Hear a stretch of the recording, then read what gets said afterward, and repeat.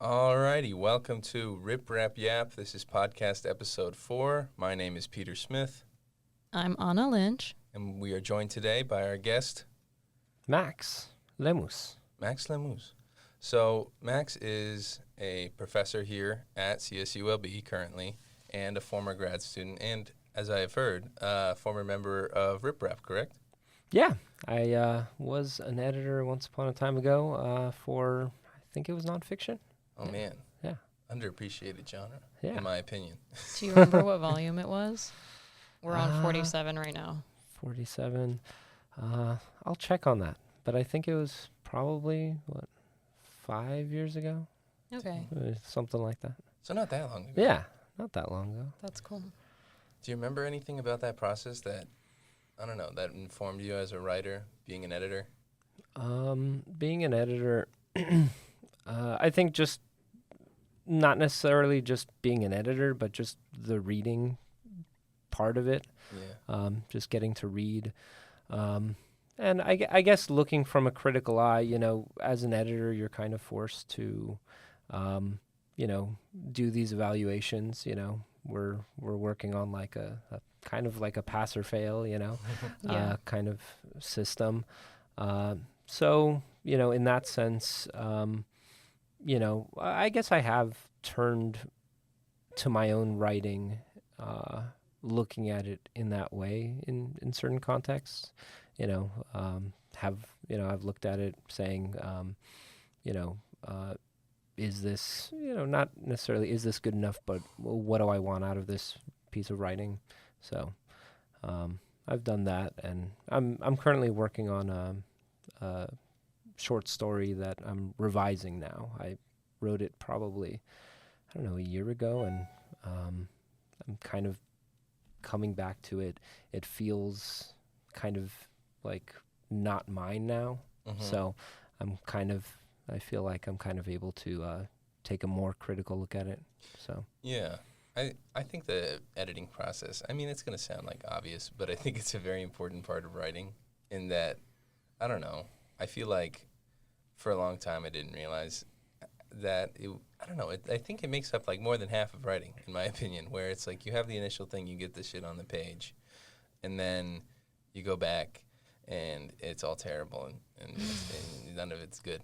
And well, according to pedagogy 535, you should be like revision is the biggest part. You should continue to like do it over and over and over and over again until it's like, and it's not even just editing. Like they emphasize rewriting the whole thing entirely. The whole thing? Yeah. Well, that's also what I learned in undergrad. When I was doing my thesis for my senior year, they had us write our piece, and they were like, okay, now open a blank document and rewrite the whole thing. Oh, man. And at first I was like, this is horrible. But my professor was like, you're gonna rewrite a crappy sentence better. Like, you're not going to want to, like, if you see a sentence and it's like, okay, and then you're writing again and you're just like, oh, that sentence kind of sucks. It's like easier for you to just change it instead of when you're reading it, you're like, yeah, it's fine. And so now that's the way I edit all my work. I was totally converted. wow. Speaking of rewriting, a little MFA horror story. I had a seminar paper due, and I was doing it like, I had been doing it actually pretty good for like the week before or so. But then I was going to put the finishing touches on it like the night before. And then for some reason, it was gone. Just completely gone. But I had basically written it all. And so, over the course of like 7 hours, overnight, up until morning, I was like rewriting this seminar paper. And, looking back at it, I think it probably did come out better, like than That's the first, at least than good. the first draft. Yeah. How on earth could it come out better if you're just doing it at like 2 a.m? I don't know. I just had everything. I had written everything I needed to say already, so I guess that just rewriting process definitely did help. But, speaking to revision specifically, this is something that I do focus on with my students. It's not I don't teach creative writing now, but just composition. Revising is key, not just for what most students think of as revising, which is like proofreading or making changes at the level of the word or, things like that. But we really talk about, making substantive changes, additions at the paragraph level, at the, looking at theme, things like that. We read this one article by this academic named Nancy Summers.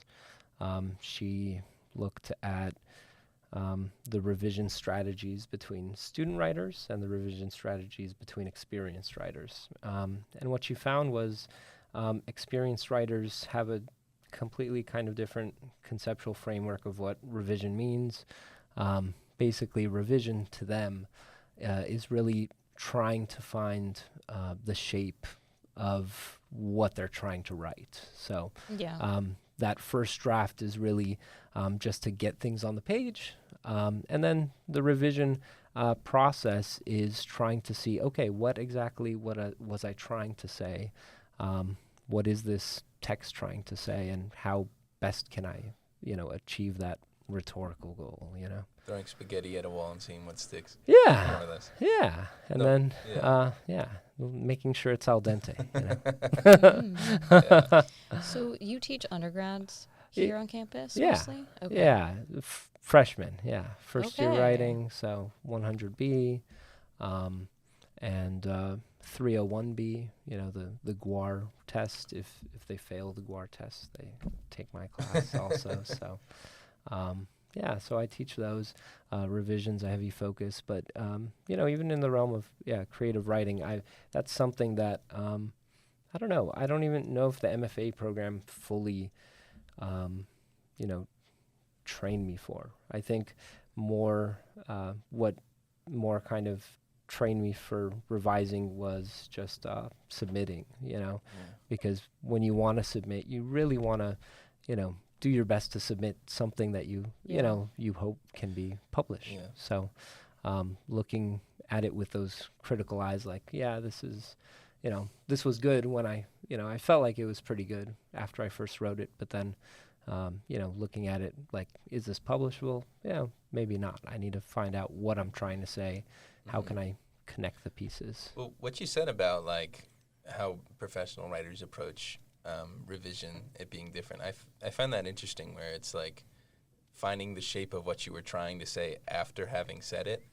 I feel like a lot of the times when I go in trying to write something, essay or story or whatever, and I have an idea of like what I want this to mean, and then I go in to write it, I find it's very difficult to make it come together. The pieces don't want to align. It ends up unwieldy and, kind of clunky, and it doesn't sound good. And then I'll try to write something, but I won't have an idea in mind of what it is that I want to write. And I'll just write, and something will come out, and I'll be, oh, that's what that's trying to say. And I find it's like 10 times easier. Yeah. when you just have something that you throw out and you realize that's what you were trying to say, and you go back in it, and then you just clean up the edges. Yeah. I don't think there's anything necessarily wrong with that first approach, with the caveat that, we probably want to keep in mind that, even if we're trying to say something, that maybe after the fact we need to be open to the possibility that maybe we're saying something actually different, or that we, the writing is saying something different. So just, having in revision, not feeling pigeonholed to one thing. But I mean, even I like to, when I start writing, I do like to kind of start with a theme, or I often have, something I'm trying to say in mind, or a theme I'm trying to play with or explore in mind. Yeah. I do like that when I am writing. Yeah. I think that's my favorite thing about being a creative writer is the feeling of when you're in the middle of writing, and then all of a sudden your characters start doing some stuff that you're like, whoa, I never said you could do that, but you're doing it, and it's really in character for you to do that. Or the story starts to like pivot in a direction that you didn't anticipate. I'm the kind of writer who I have a doc where I like pre-write every detail before I feel comfortable to like open a chapter and start actually writing prose. And so when I feel like I have everything planned out and then I start writing it and then the characters do unexpected things, it's like, oh, I got to go back to my outline and figure out like what that's here needs to be changed, or what did I not see before that was a through line here that I didn't do on purpose. Okay, so even though you do that pre-writing and you have a plan, you're still open and willing to see those, deviations then. Yeah, because sometimes I'll write a scene and it's like, this is just not working. Like when you're writing and you just, like you do one sentence and then you're sitting there and you do another one and it's like pulling teeth. Like that's not how it's supposed to feel. It's supposed to be like, oh my gosh, like my thoughts are so fast and my fingers are so slow. And so when I get to the point where I'm like, why is this scene so hard to write? I go back up to wherever it was where it was easy. What went wrong here? What did the character do that they shouldn't have done? Like what stopped the motion and made it so that now nothing's happening? And that usually helps me like, oh, this character should have gotten mad instead of saying that it was okay. And if I try out like, now they're mad, then this whole scene like might just unfold that maybe they previously weren't supposed to be mad. And I think that's the part about writing that I love the most, that I feel like even though I have a handle on it, like I'm doing it, I'm controlling it, like to a degree, it has a handle on me. Yeah, for sure. I think I'm, especially deeply experiencing that with the novel I'm working on. I haven't written or finished a novel ever, and so this is one I'm very determined to see all the way through. That is so exciting. And I'm about 2/3 there, and at least with the first draft, not counting, our revisions, of course. But I am finding like, I've been following this. It's following one character, so I'm following this one character for so long, and just seeing, okay, this is kind of what he's doing now. Okay, being surprised by some of his thoughts and the things he does definitely can be energizing in the process. Yeah, that's interesting. Can you tell us more about the process of writing a novel? Because, I don't know, I feel like, do you find that it's different than writing a shorter form story besides, obviously, the length? Yeah, I think so. At least, in my limited experience of, not even finishing one novel, I think, they're definitely different beasts entirely. A novel having this sustained character over time and, trying to, work these different themes in. It can feel unwieldy for me. I've lost track of characters. I've lost, I've, forgotten. I've started writing something and I've been like, have I already written this before? And, is this now contradictory to something I said, that's why you need 20, 30 pages ago. Yeah. I mean, that's the thing. You mentioned the pre-writing. Yeah. I basically never pre-write. I just kind of start writing. I'm like, okay, let's write, write my page or something a day. And, I kind of get in and out. I don't do too much pre-writing planning. I have some maybe plot points in the back of my mind. I have, maybe some vague end point that I want to get to at some point. But I don't know. Maybe the pre-writing could definitely help me. I'm not sure. Especially once I get to revision, who knows? I think it depends on the kind of writer that you are. Because I'm definitely in the same camp as you, where I don't ever pre-write. I've tried, and I end up getting in my own way. And I think it's all to do with, at least, I don't know how I'm thinking about it, is all like how comfortable you are with allowing your plan to change. Like you were saying earlier on it, where you had this pre-write and then you went through and your character did something different and then you went back and changed your pre-write. Right. Yeah. I think that's that's the only way to do it if you are going to do it that way. Because I feel like when I do it, I get in my head that it has to be the way that I wrote it before. Yeah. And then I'm not, don't allow flexibility for any of my characters or things that are happening. Yeah, I think, for me as that type of writer, I would be similar to, if I'm going to write the plan out, I'm going to want to try to closely follow it, and that might hamper the writing process itself in some ways. There's another article that I talk to my students about. It's about writer's block.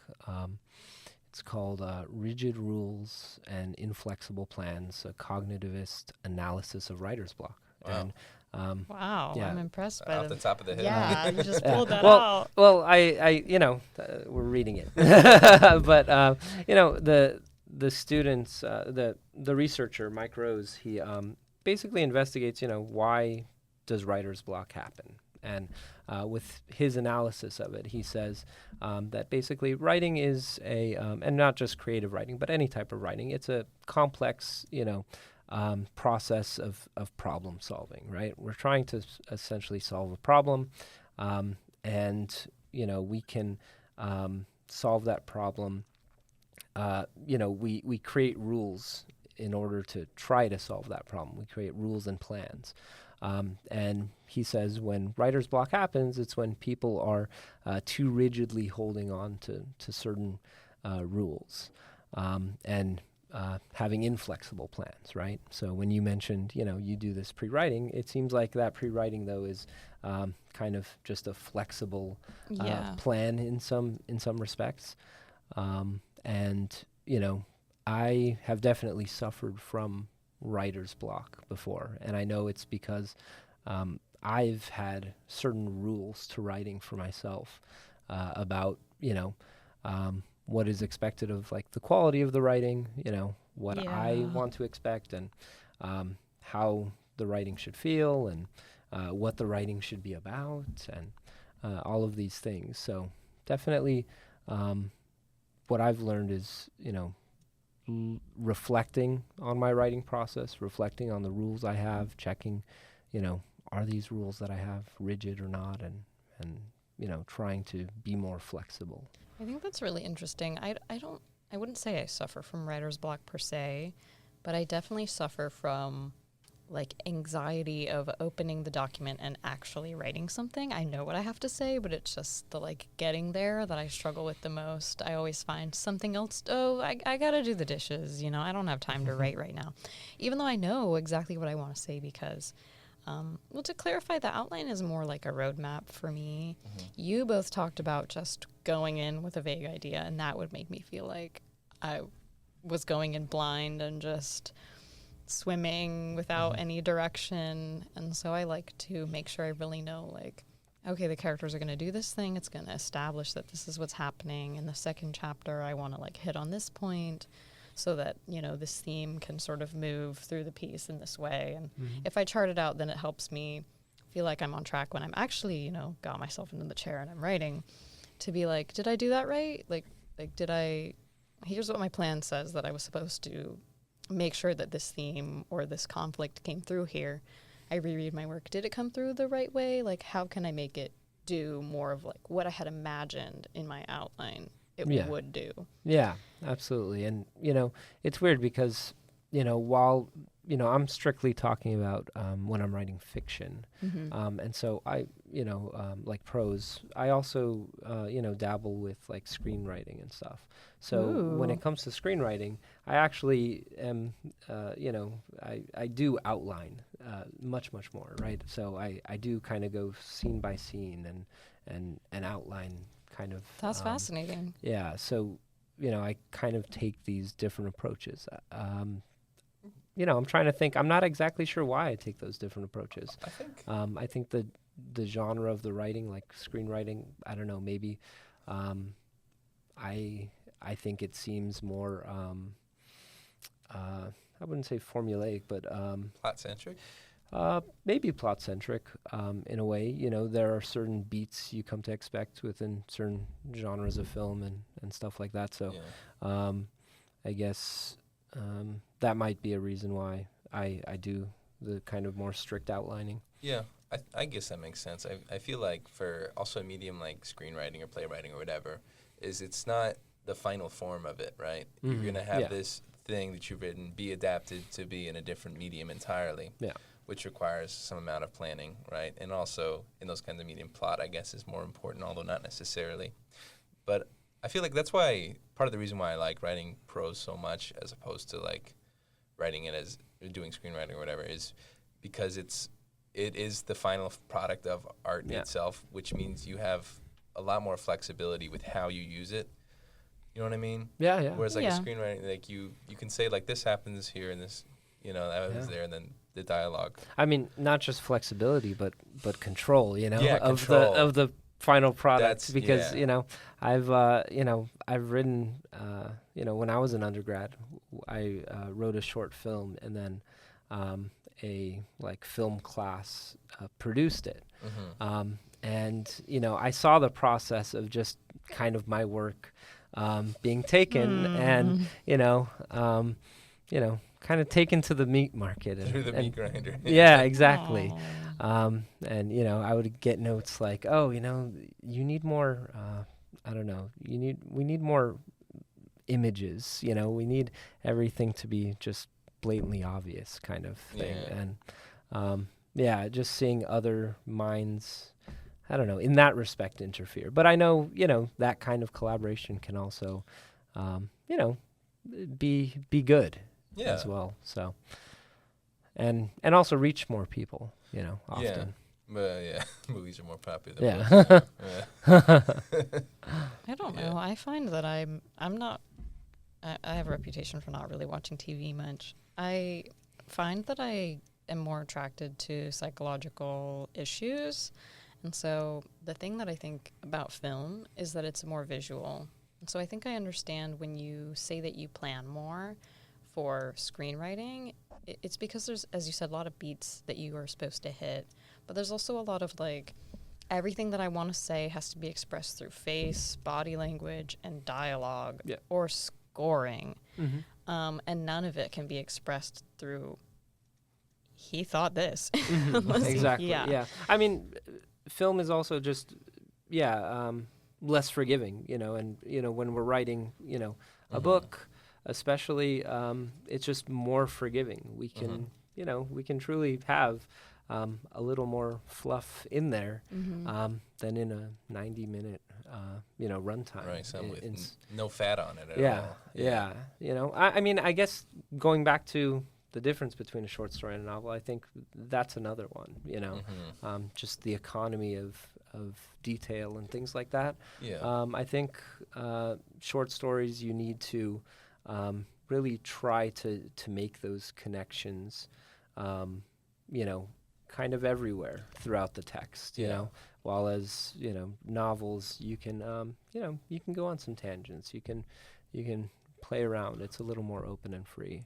The way I like to think about it for short stories is that they're almost poetry, where like in a longer form novel, that isn't necessarily true, where there is scenes that are just informative, like this is what's happening, and you need that functionally for it to work. But in a short story, depending on how long it is, but usually there's no fat at all, not much fluff, and in that way it's very similar to a poem where every line, every word choice has functionality.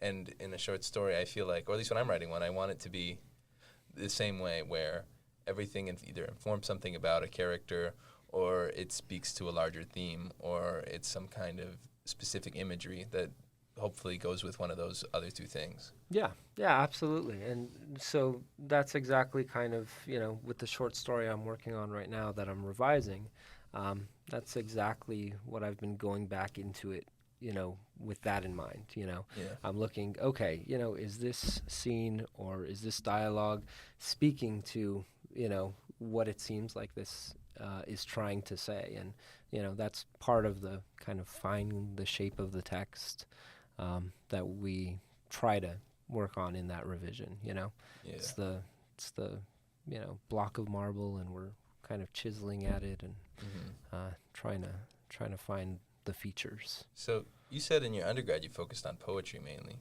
Do you think that's helped you with your prose writing? Yeah, I think in some respect, I think reading poetry and writing poetry can definitely help, especially when we're trying to, use that economy of detail, when we're trying to say things, without saying them, when we're trying to get an audience to feel things, right? Which we're often trying to do when we're trying to, do good writing. We're usually trying to implicitly say things, the iceberg of meaning kind of thing, Yeah. And, we do that through our literary devices, and, things like metaphor help us, say things without saying them, help us feel things. And so, yeah. Yeah. There's nothing worse than getting told exactly how someone feels. Yeah. Exactly what something means. Do you do poetry, Peter? I like to write poetry, yeah. I feel like for me, I mean, I've always had a preference for like prose, fiction, and nonfiction, but I feel like, I don't feel like, I've had a handful of poems that I've ended up just turning into short stories of either fiction or nonfiction, where it functions fine as a poem, but I realize that I'm writing something else. I'm like, wait, I have this poem that's the same thing, and I kind of just mush it in there, and it works. I've done that too a few times. Yeah, because they're not that different, really. And depending on how you write poetry, some people they really like the big words and the elevated language. Yeah, which is fun sometimes. But and some not all people the like time. that for prose as well. Yeah, some people like it for prose. Yeah. But I feel like, I don't know, if it's coming from the same person, they're going to be, the writing's not going to be that different, and it really isn't, I've found. It's just the formatting. But I feel like they kind of go hand in hand. Yeah, no, absolutely. They do go hand in hand. Someone that, writes poetry and prose, like, I don't know if you guys have read, like, Ocean Vuong. He, I forgot his poetry, but he wrote the novel On Earth We're Briefly Gorgeous. I've heard of that. Pretty popular. Came out, like, maybe 6 years ago or so, and it's a novel about I think a Vietnamese young man. He's gay, and he living in America. His mother doesn't speak English, but he is kind of writing to her in English. He's kind of, the whole book is him writing to his mother, who isn't going to understand, what he's saying, basically. And so it's almost kind of epistolary in that sense. But he's known as being a poet. But, and you can definitely tell from the prose, and it translates, very poetically. It's a very poetic premise. Yeah. And so, yeah, I think poetry has definitely helped me too. I kind of decided not to just fully pursue poetry. In my MFA, I think there were some aspects of poetry that bothered me, I think. I wanted to, first of all, I feel like I wanted to reach more people. I think, not to say poetry can't, but I think generally prose often reaches more people. But at the same time, I also was unnerved sometimes by just the evaluation of poetry. And I often didn't understand, what made good poetry. There were professors I had that, would evaluate certain poetry as very good, when I didn't think that. And, not to say, of course art is subjective, right? Yeah. But I think I had a better sense of good prose, in some sense. And I think poetry, especially so, is incredibly subjective, just because it's kind of a refined, condensed kind of writing. And when you simplify something so much, it becomes, I guess, a lot harder to see it in a anything but subjective way, where it's, to me, this is this. and the pieces of language there are simple enough, often enough, where it can mean that to you, and that can be very meaningful. Whereas something like prose it's a bit harder to be so subjective because it's clearer what the author meant. Yeah, right? exactly. And yeah, there were just some times where, the professor is saying, the apple is representative of, something life and, this and that. And it's like, it felt like that was a stretch for me. Yeah. And, not to say that, we don't all have our interpretations of things and that we can find that meaning, especially in prose too. Yeah. But at the same time, when it came to like, that's why this is good or that's why this is not good, that's where I ran into trouble, I think.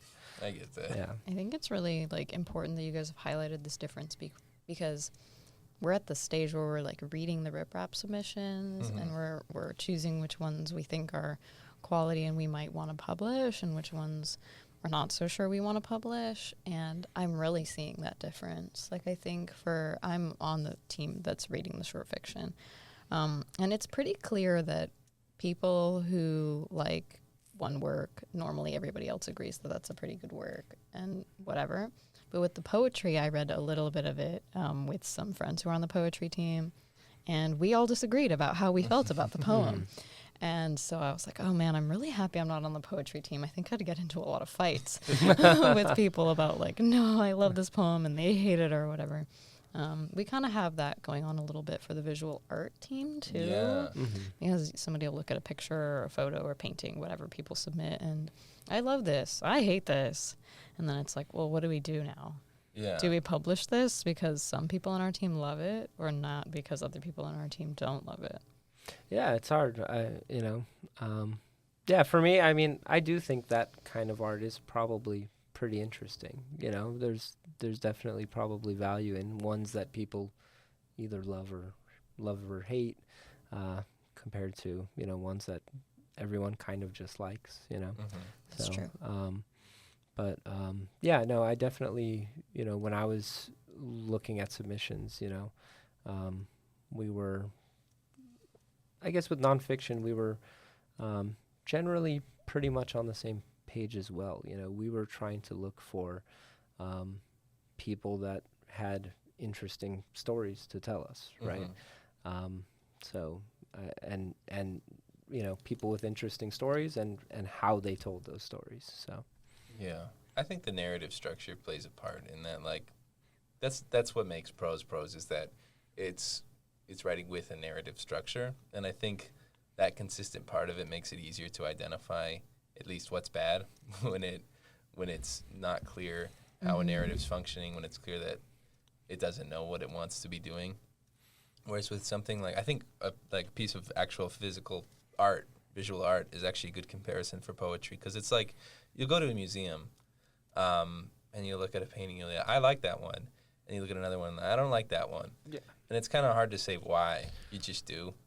Yeah, I mean, I recently I took my daughter to LACMA a few weeks ago, and there was like the contemporary, like modern art section, and there were definitely times, more than a few times, where I was scratching my head thinking, this is interesting that, out of all the art out there, they chose to put this in.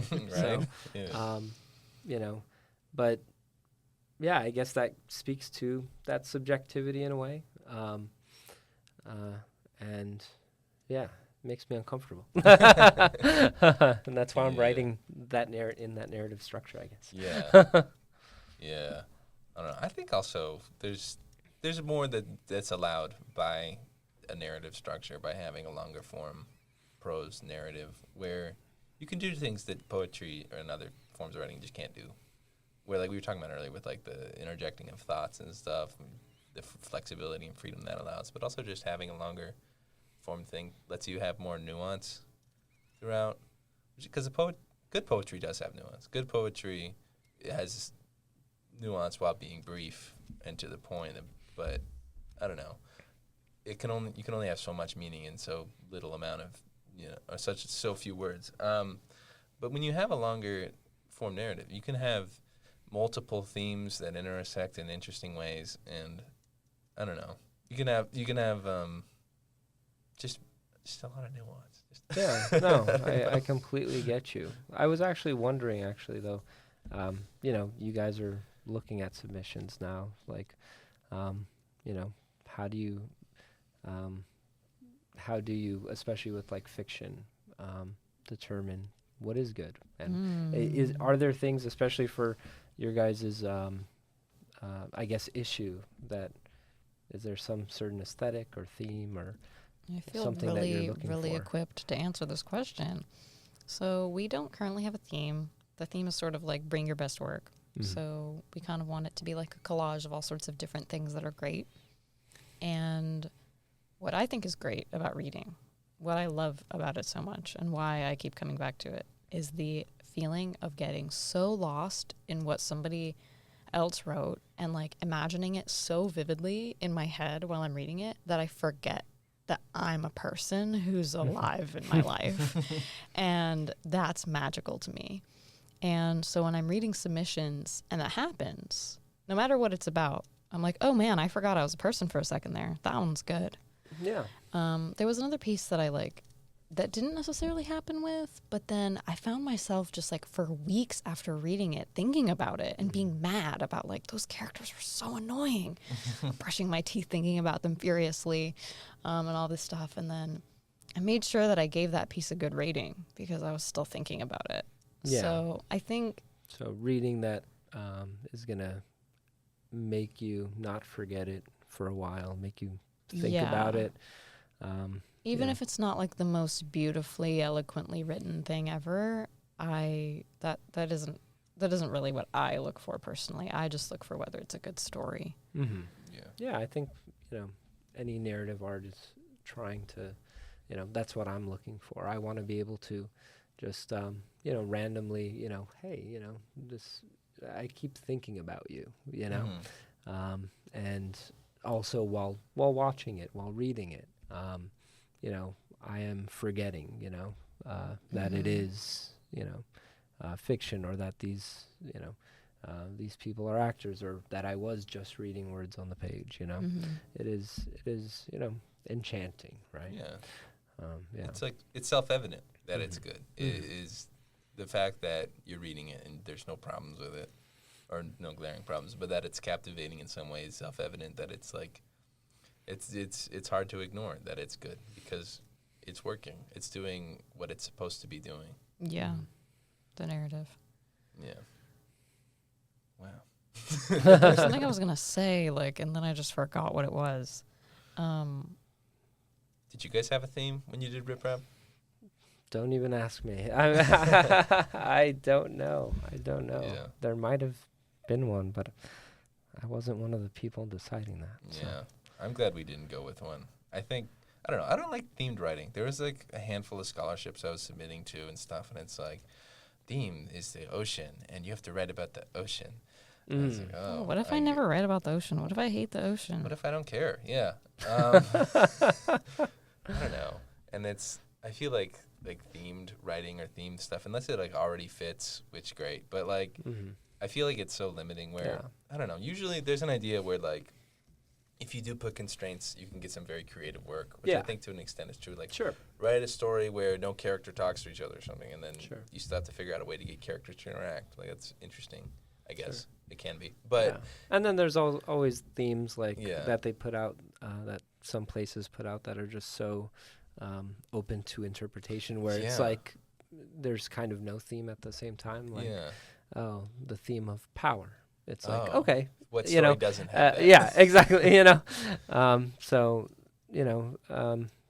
I guess I respect not having a theme. Just bring your best work. That's a good philosophy to have. I think so. Fair. I don't think, if you're submitting, I don't think you should ever not be submitting good things. Yeah. Yeah, I like the themeless theme too. There's been multiple times where I've gone to submit work and I've seen that there's a theme, and it's like, oh well, I don't really know if I have anything good that what's evoking this? And I go and look, and I'm like, I guess this is okay. Kind And of I might fits. submit it, but then it's like, even if I'm thinking, I guess this is okay, like, Yeah, are they other go to the people gonna beach think once, it's so I okay? guess it fits into the I ocean. guess it's in the freshwater. Right? What a mess. Yeah. I don't know.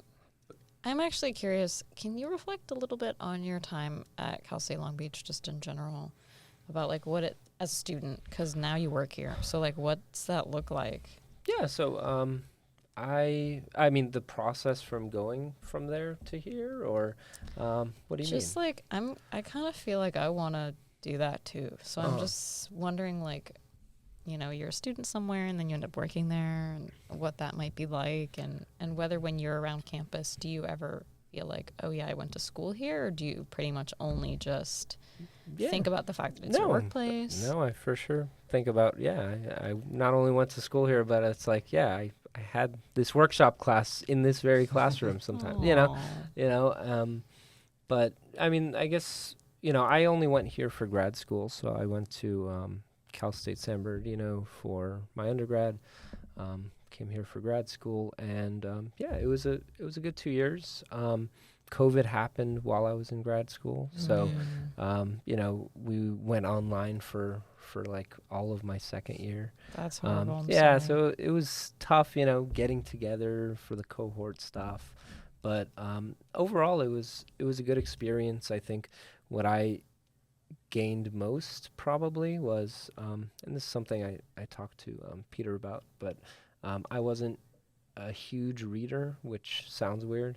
I just kind of like to write more. It's not weird. I feel like a lot of people Yeah. are like that. But, I read a lot in grad school, between the seminars and then second year you have the directed readings. And I did say, can say confidently that I fell in love with reading. And now I read pretty much all the time. I always have one or two books I'm reading at any given time. That's wonderful. So, I think reading so much has also definitely positively impacted just my writing.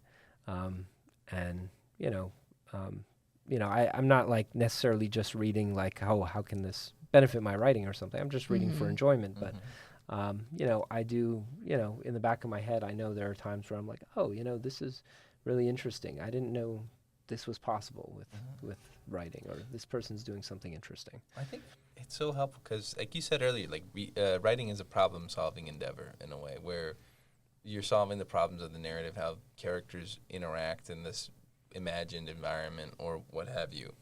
And it's incredible how differently you can approach these things. But a lot of times I find that I can only ever think of a handful of ways to approach a thing. So, like, I feel like a lot of my best writing came when I was doing workshop classes. I screwed up my schedule, so I already did all of them. No more workshops for me. But when I was in workshop classes, seeing everyone else's work every week and seeing how they approached their narratives and stuff differently, I don't know. I feel it helped me solve problems in my own writing where it's like there's more than one or two ways to approach having a character have this feeling or interaction or what have you. Yeah, absolutely. I mean, I think, the communal aspect of writing is very important. Getting feedback, especially just seeing different perspectives, and especially when I'm giving feedback with creative writing, I'm the type of person who's just constantly asking questions. Asking of the writer, I wonder why this happened, and trying to figure, interpret that out, or asking, what if this person did this, I'm thinking about, how I might have wrote the story, and, give suggestions on, things that the writer may not even have it, considered, avenues they may have not considered taking. Yeah. So I think that's the most beneficial thing about, For sure. Yeah, feedback's incredibly important. 100%. Yeah.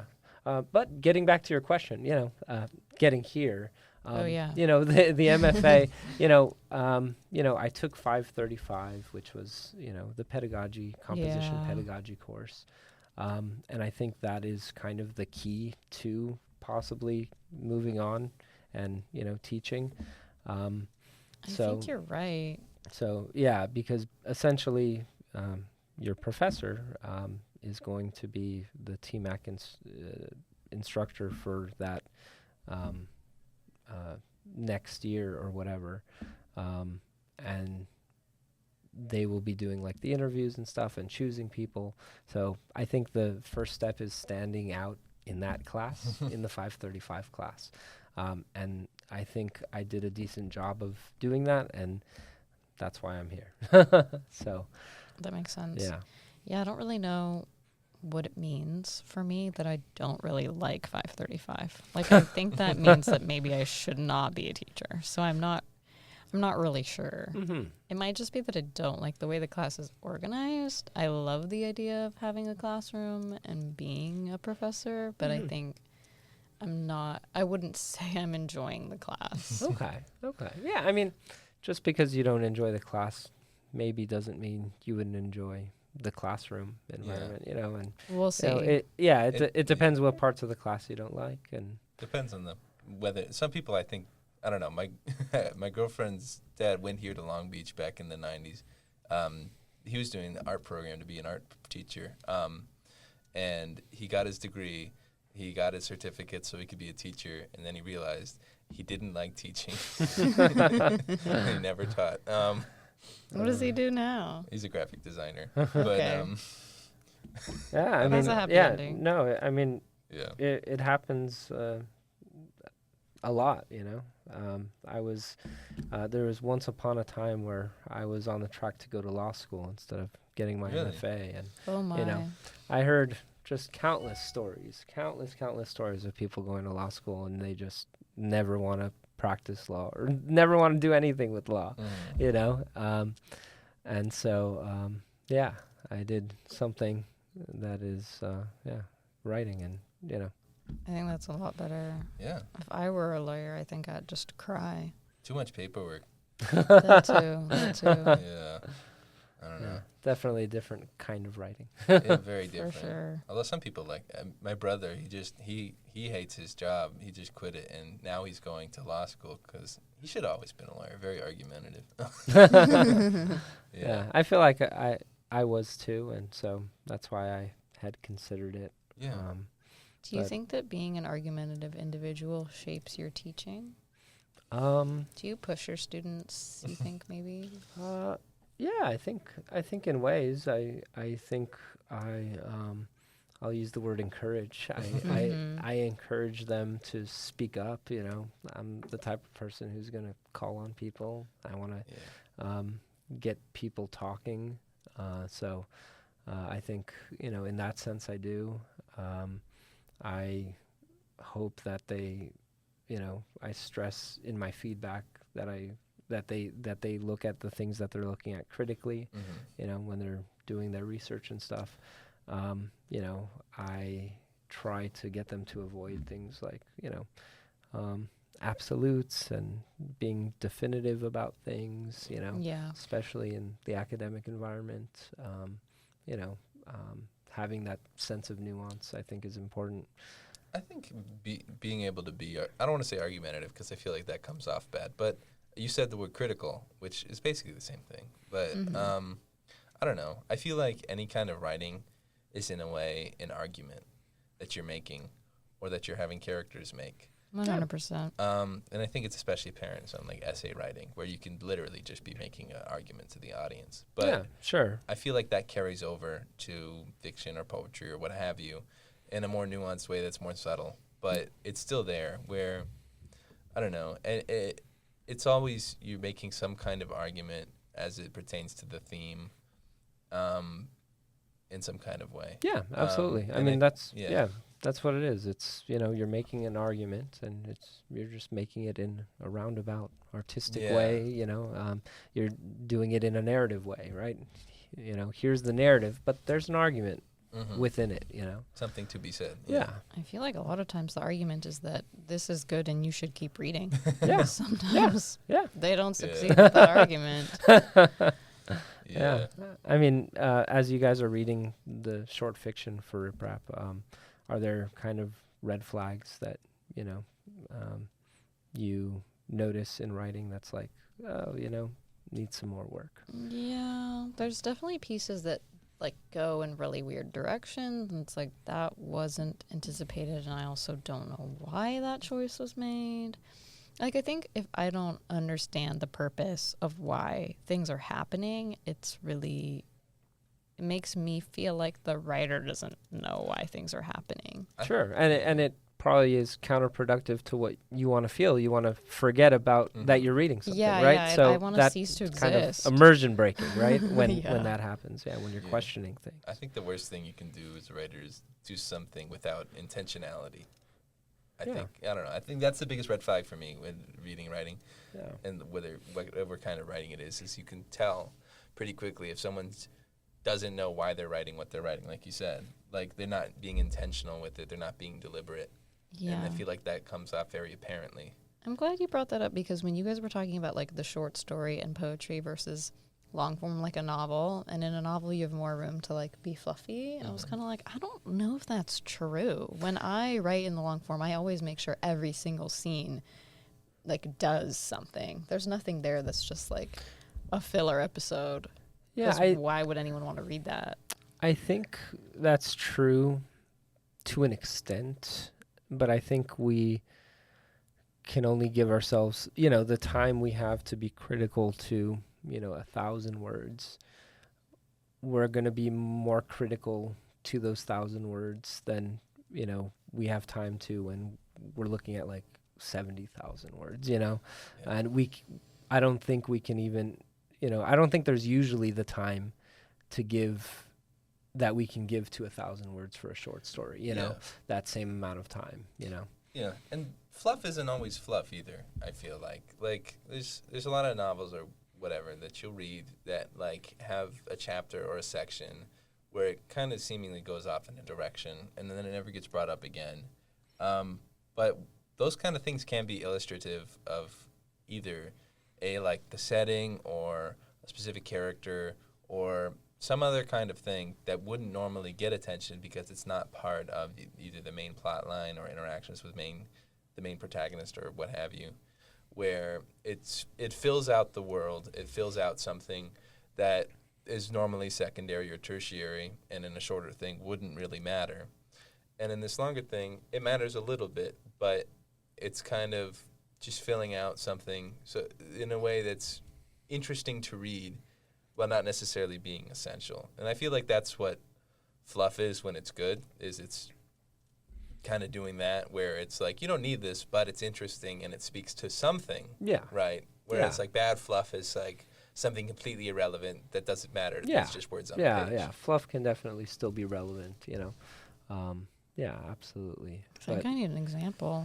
My brain is just like, well, if it doesn't feel intentional, I don't care. I think fluff can be intentional to that regard. Yeah, it can be intentional, but maybe just I don't know what the word is, like superlative or just extra to what is necessary in some respects. I have an example, but it's not a book. You guys ever watch Breaking Bad? Sure. Everyone always complains or loves that episode where the fly. Yeah, the fly. Yeah, sure. Yeah. For those of you who don't know, I don't know. I've never seen a show. They're in their meth lab cooking meth, and Walter White, Bryan Cranston's character, is obsessed with a fly that somehow got in, and he spends the whole episode trying to kill the fly, and Jesse, his partner, couldn't care less about the fly, and the whole episode is just them interacting. The plot doesn't move forward at all. Nothing outside of that really matters. Nothing happens besides them hunting the fly and getting the fly. But when you think about it, stuff actually does happen. These characters interact in a way that you don't normally have time to dwell on. Yeah. The minutia of it. I don't know. It's okay. I think I see what you mean a little more now. And at the same time, that episode kind of,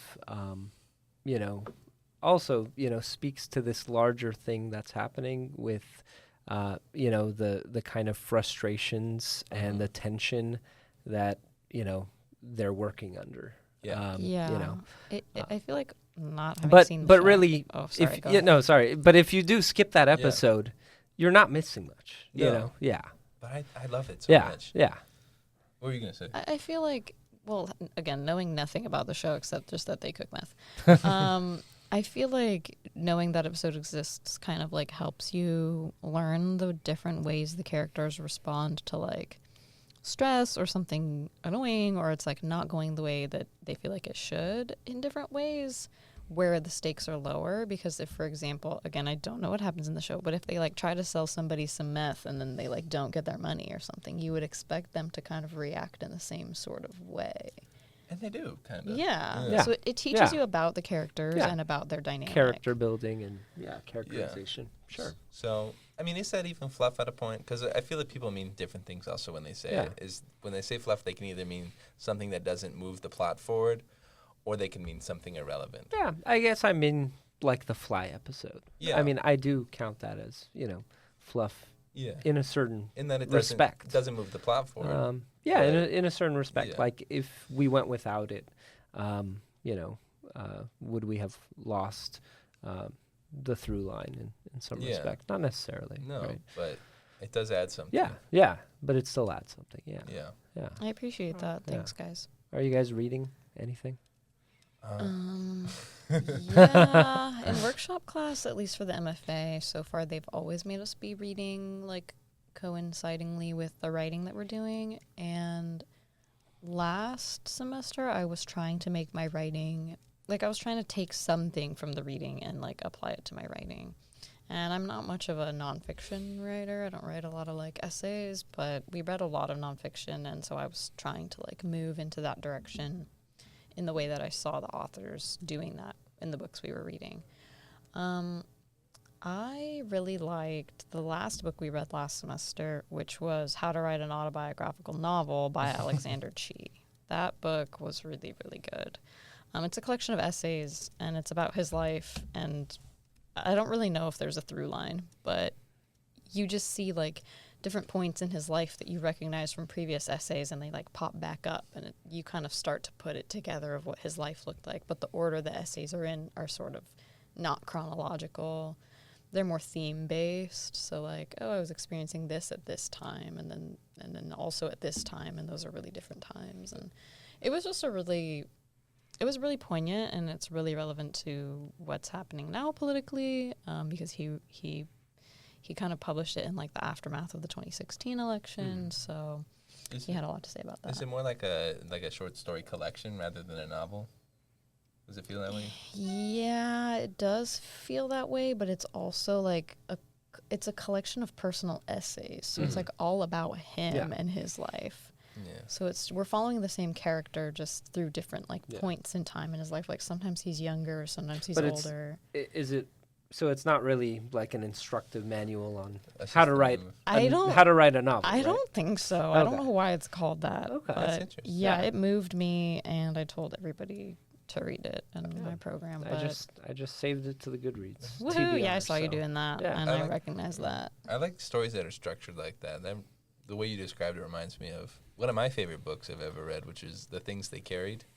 Ooh, talk about that. Tim O'Brien, where I think that's one of my favorite all-time books. I think it's like top 3, where it's fiction, but it's based on his real experiences in the Vietnam War. But it's reads like a short story collection, where there's him, mainly him as the protagonist for these stories, but it's all out of order. Some of them are back stateside after the war, before the war, or some in Vietnam during the war. It's kind of fragmented.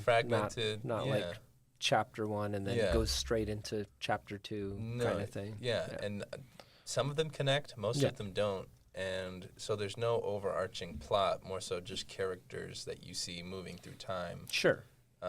That's kind of the approach I took with my thesis for the MFA, actually, because I wanted to do something that could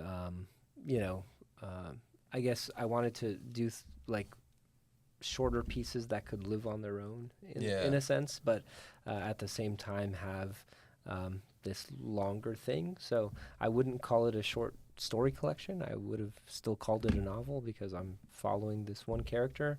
And in fact, it is kind of chronological, but really the stories it tells are kind of self-contained in each chapter. So I love that. So. Are you reading anything?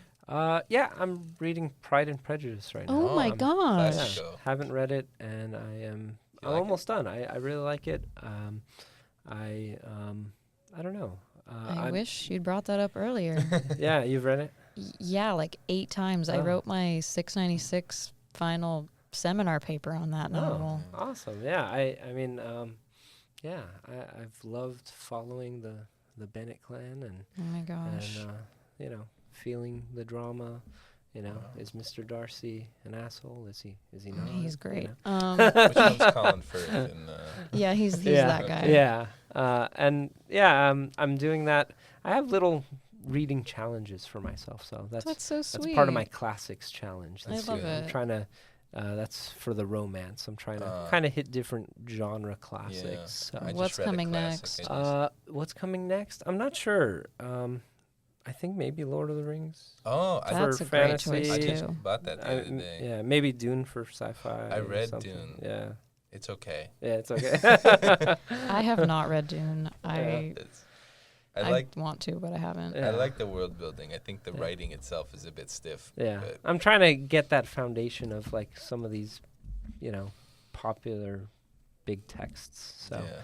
doing that, doing Good it for around, you. doing it around the world thing also. So That's good. trying to hit different countries. So yeah. Well, that's awesome. We're at the end of our hour here. They're gonna kick us out in just a minute. So let's wrap this out. Shout out the whole part of the reason we're doing this. Well, I mean, we're doing this because it's awesome. But also on Thursday, that is 2 days from now, when this is coming out on February 27th at 7 p.m. downstairs in the USU at CSU Long Beach, there will be an open mic. Please come. Bring anyone- everyone you know. Anyone can 7 to come. 9 p.m. Right? 7 to 9 p.m. Anyone can come. Anyone can read. It's free. It's gonna be epic. Doesn't matter the major. Doesn't matter. You don't even have to be a student here. Yeah. And if they don't want to read, they can, you can still just come. sit right? there and watch. Yeah. It's going to be great. And then also, I believe submissions. Submissions close. close- that night at They 11:59 close. p.m. basically. So if you have any submissions you want to get in, submit them to RipRap, and we'll read them. And maybe they'll get in. Very exciting. All right. I have been Peter. Make sure Smith. they're about the ocean, right? Make sure they're about yeah. If they ain't, we won't read them. All right. I have been Peter Smith. I'm Anna Lynch. And Max Lemuz. Thanks, guys. Thank Thank you guys so much for you. listening. All right. See Have you a good next one. time.